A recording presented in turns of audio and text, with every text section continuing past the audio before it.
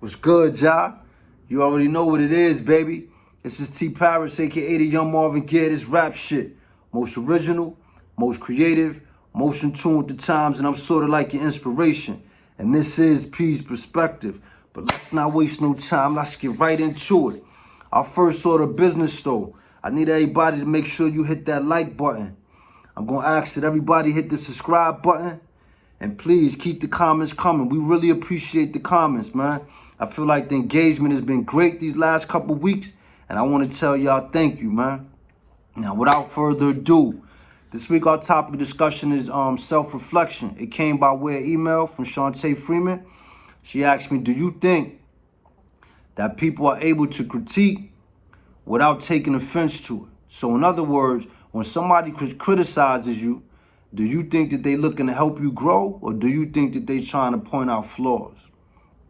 Now, before I get into what I think about that, let's just take a second to define self-reflection, right? So when we self-reflect, I think it's a self-evaluation when we're looking at our behaviors, our characteristics, our feelings, and oftentimes our motives. Why are we doing things?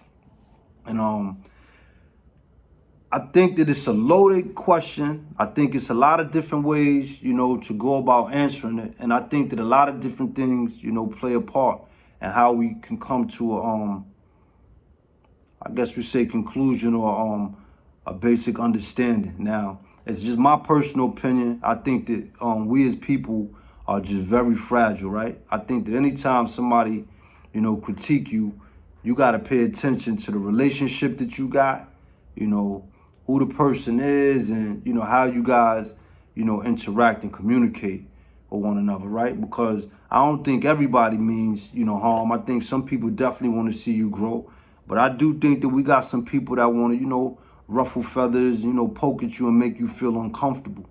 I want to break this down into different areas, because I think that if we break it down in different areas, people will have a better understanding as to what we mean by self-reflection, and do we really self-reflect, or do we just oftentimes sit back and try to defend, what people say? So Shantae asked me, do I think that people take criticism well, or do I think that they look to rebuttal the criticism? I don't know. Let's look and see. So let's take an example, right? I think that it goes both ways. I think that sometimes people like to be introspective. I think they like to look at themselves and kind of find out what makes them tick, what makes them laugh, what makes them cry, what makes them feel, desired or needed or necessary, right? But I also think that sometimes we don't want to take a good look at our flaws, the things that make us imperfect, so to speak. I think that sometimes we don't like those things because it means that you got to grow. It means that you got to, you got some work to do. And I don't think that people think that they perfect, but I think that people feel like they are the best versions of themselves as they are already, right? I don't really like to look at things from a this is me standpoint, but I oftentimes hear people say, this is me. You either got to take it or leave it. Now, I got a love-hate thing with that, because I do agree that it's important to have knowledge of self and to know who you are. I think that's a beautiful thing. But I think that that's also an individualistic thing. I think that that's just about you as an individual. You know how you are. But how are you as it pertains to the community, to the whole collective? If you want people to appreciate you for your differences and the things that make you unique, are you willing to also appreciate them for what makes them different and what makes them unique? And if you are, then the same way that you can critique them, then you have to be willing to allow them to critique you. And y'all often hear me say, I don't believe that people like to be accountable, right? I think that's one of the biggest flaws that we have, accountability. So, in one aspect, I'm going to say no. I don't think that people can handle criticism. I think more times than not, they're going to look to rebuttal the criticism. When I say rebuttal the criticism, what I mean is they're going to get on the defensive and say something like, you might point out something like, I think you spend entirely too much time, running the streets and not, at home with your kids. And then somebody might, turn around and say to you, yo, you don't even got no kids. You know what I'm saying? Like, when the last time you even had a man? Like, you can't keep a man. You got a lot of nerves trying to tell me how to be about my kids. Now, in one aspect, you could say, right, if you don't got kids and you can't keep a man, who are you to tell me about being a parent? However, maybe it's possible. Maybe you do run the streets 24/7. And maybe, you calling on them to babysit your kids every weekend, or calling on them asking for $5 or $10 to feed your kids. And so if that's the way that your friendship or your relationship go, where you always dependent upon somebody else to help out with the kids, and yeah, they do have, the right to make that type of critique. The flip side, I think that if you're not willing, to allow somebody to come at you and critique you, then you don't really have the right to point out their flaws. So an example of that, I'm gonna use myself for an example, right? I don't like people to come on my page in social media if I have a topic and I got something, specific that I want to focus on. I don't like when people come to my page and change the agenda. So I would be wrong if I go on somebody's page and they got a post like, do you think that Michael Jordan is the best basketball player of all time? And I come on there and I say something like, why don't you, tap into the fact that Michael Jordan, don't spend a lot of time talking about issues that affect the black community. You know what I'm saying? And somebody might get mad and be like, damn, like, we ain't talking about that. We talking about basketball. And I want to say in that instance, they would be 100% right to be mad and say something to me, critique me. And if I came back with a rebuttal, then I would be in the wrong, because anybody that know me know on my page, I'm quick to tell you, if you don't like what's going on, you go to your page and post that. And I want to point that I don't do that to be rude or be disrespectful. I do it because I believe that one thing that we always have a issue with is accountability. You know what I'm saying? And sometimes the topics that I want to discuss are very touchy and very controversial. So, yeah, I think that it's important that the same energy that I want people to offer me, I have to be willing to give that energy in return. And so, again, with, being able to critique somebody, you got to be willing to allow people to critique you as well. Now, I personally think people are very fragile. I think that people can't handle criticism.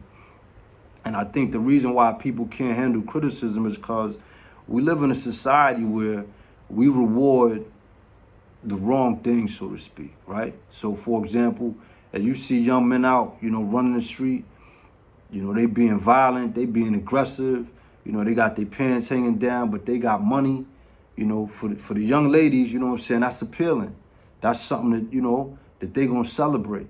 And so, for the young boys coming up that might go to school and might not have, the flashy clothes, or they might not have, the street credibility or the clout, so to speak, the women might not, be appealing to them. And so a critique might be, what I'm saying, you're not street, you don't spend enough time, running around with the gang. And that's why the women, they're not feeling you. Now, in some aspects, somebody might say, F that, you know what I'm saying? I ain't looking for those type of girls, or I don't want that type of attention. And they not wrong for saying that. But then again, maybe, the critique that they really saying is just, you got to get outside a little bit more, be a little bit more outgoing, see what the world is all about, see what's going on outside. And you don't necessarily got to do the things that we doing in order for you to be popular, or, for you to have some clout. But I wouldn't take, the critique to heart. I wouldn't take it so personal, because I think that sometimes when people critique, they might not use the right words. They might not say something to you that's meant to hurt your feelings, but because they saying something that's not positive, it might hurt your feelings. So let me give you another example. If somebody say, yo, you drink too much. Maybe you do drink a lot, but that might not be something that we want to hear. I think that, what the question Shantae is asking is why? Why do you think that people don't want to hear that? And I think that what it is because people like to feel like we perfect, People don't want to feel like we flawed. It's okay for me to point out my flaws to you, but it's not okay for you to point your flaw. I mean, it's not okay for you to point my flaws out to me. I personally got a problem with that because I think that we all critique and we all are judgmental people, whether we know it or not. I think we all do it. I think we do it self-consciously. And I think that sometimes society, has prepared us for this type of ideology because everything almost comes off like a competition. It's like whoever got the fastest car, whoever got the most expensive house, whoever got the longest hair, whoever got the longest nails, whoever got the most money. You want to show these things. You don't want people to see the things that make us vulnerable or the things that, really make us human, And I think things like losing a job or, breaking up with your girlfriend or, not hitting the last shot or not having money to get in the party. Those are things that make us human. You know what I'm saying? It's not always having a fast car or, having the most girls or, having the most toys that make you human. I think oftentimes people do those things because they're overcompensating for that. Something else that I like to point out, I think that when we critique people, sometimes we oftentimes are seeing characteristics that we might not like about ourselves. And so that's why it makes it so easy to point out somebody else's flaws as opposed to see your own flaws or look in the mirror and say, this is something that I need to work on. I want to give an example of something that I feel like it shows criticism, and it shows where people don't want to be objective. I think that they kind of like are very touchy, and if it hits home or it's appealing, then they just side with it. So a week or two ago, I put up this card, from this game called The Couples or something like that, couples.com or something like that. And on the card, it speaks about a relationship, a husband and a wife. They get into a heated argument, and during the argument, the wife asks the husband to leave.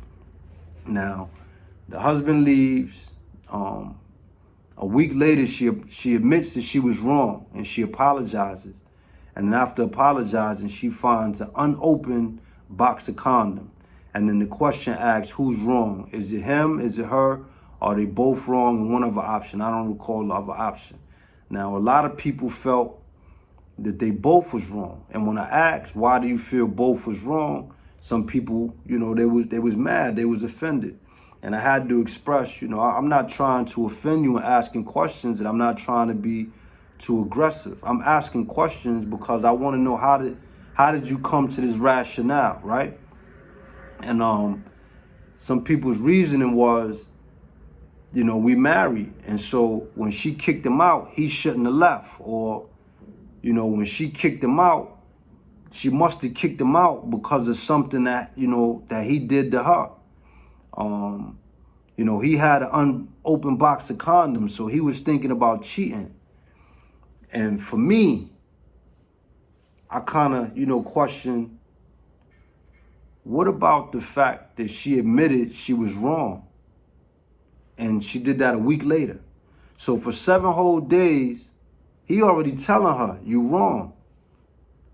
So not only is she wrong, she want to be strong and wrong. So she telling him to leave. They married. She ain't saying go lay on the couch or go stay in another room. She telling him leave. She finds the unopened box of condoms in his car. So if it's his car, I'm wondering if he has a car and she has a car. They married, but it says his car. So are you snooping through his things, right? These are questions that I'm asking as opposed to placing blame. And I'm breaking this down like this because I think that oftentimes we don't take the time to pay attention to the detail. So when somebody is criticizing you, are you paying attention to the critique, or are you paying attention to the emotion that is invoked because of the criticism, the critique? Sometimes we too shallow, man. We too sensitive. Our feelings get hurt because somebody says something that we don't like or they don't agree with us, and so we take it to heart. I personally got a problem with that because I think that if you got a good relationship with somebody, you care about somebody, you've been around somebody for a long time, you got to learn to take the good with the bad. You got to understand that everybody is not going to be a yes man. Let's think about our kids, man. If your kids say to you, your mommy, daddy, yo, you yelling at me too much, would your response be that you ain't come up like I came up? You know what I'm saying? I used to get hit with a belt. I used to get hit with a wooden spoon. I used to get hit with a branch. Or do you take the time to listen to them and understand that when you yelling and when you screaming, they breaking down, like, and not just crying when I say breaking down. I mean like emotionally, they shutting down. They scared. They don't know what to say. They don't know how to respond. Remember, reflection is being able to pay attention to your motive, your behaviors. You know what I'm saying? Why? Why is this happening?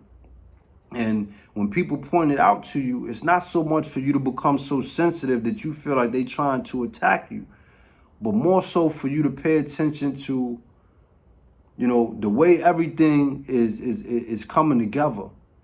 I'm pointing out a flaw, but am I also offering some type of constructive, criticism, some type of solution to help you grow? Am I saying, yo, you always late? Why don't you think about setting an alarm clock? Why don't you leave a couple minutes early? If you need, I'll call you and give you a wake-up call.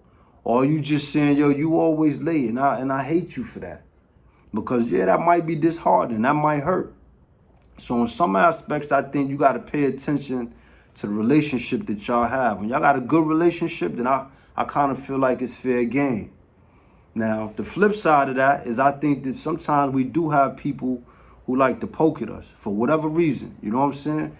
They want to see you fail. They think that you always winning. People always showing you love. You always seem unbothered. And so they want to point out things to show you that you're not perfect. And I think that happens a lot. I had posted something on my social media page where I mentioned, what does it mean when somebody say, I'm not your enemy? Is that coming from a good space, or is that something, indirect, like little slant? And a lot of people were saying, nah, it's coming from a good space. And I kind of disagree with it, because I feel like in order for somebody to say to you, I'm not your enemy, oftentimes something transpired that correlates with an enemy, or they wouldn't have used the term enemy. I'm not your enemy, right?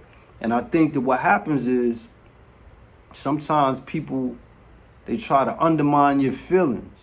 So I'm going to use me, another example. I got a friend that used to oftentimes say to me, yo, calm down, Tupac. You getting too aggressive. And at first I used to, not think nothing of it, because I'm a fan of Tupac. I really like Pac. So I took it like a compliment, you know what I'm saying? But one day I asked, why you keep calling me Pac? Why you always say calm down, Tupac? And I found out she didn't even like Tupac. And what she was saying is, oftentimes you get angry or you get, hype about something. And I'm like, well, point out to me what you're talking about. And, you give me an example or something like, oftentimes when people talk about, young men and not caring about young men, you get so passionate, so fiery. And I'm like, yeah, I do, because oftentimes that's something that I feel that young men are overlooked. You know what I'm saying? So let's take, for example, just keeping everything, in perspective, the George Floyd situation. I always say, a lot of women don't pay attention to our young men until it hit home. Pay attention to how many women are taken back by this police, shooting. But is this the first police shooting that we had in a long time? No, right? And so my point is, I'm going to be passionate and aggressive about it, because this is something that is happening all the time. I'm paying attention to it. But some people are not paying attention to it because they got a son, and that's not the way that they son, is developing in the world. Maybe they keep their son at home. He not running the streets, He not going to, run into police interaction because he is straight A student. That's people's mentality. But my mentality is different, because I don't think that every young man that's running around, getting stopped by police is out there doing something negative.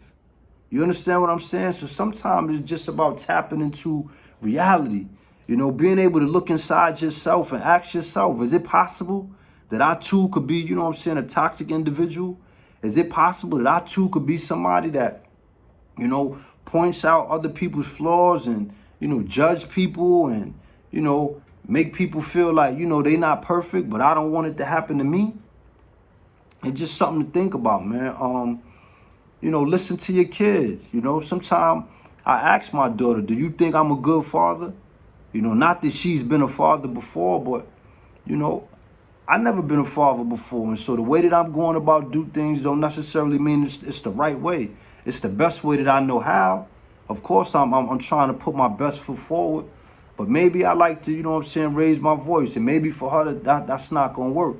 Daddy, I don't like when you raise your voice. When you raise your voice, I get scared. I get nervous. You know what I'm saying? It make me think that something is going to happen for whatever reason.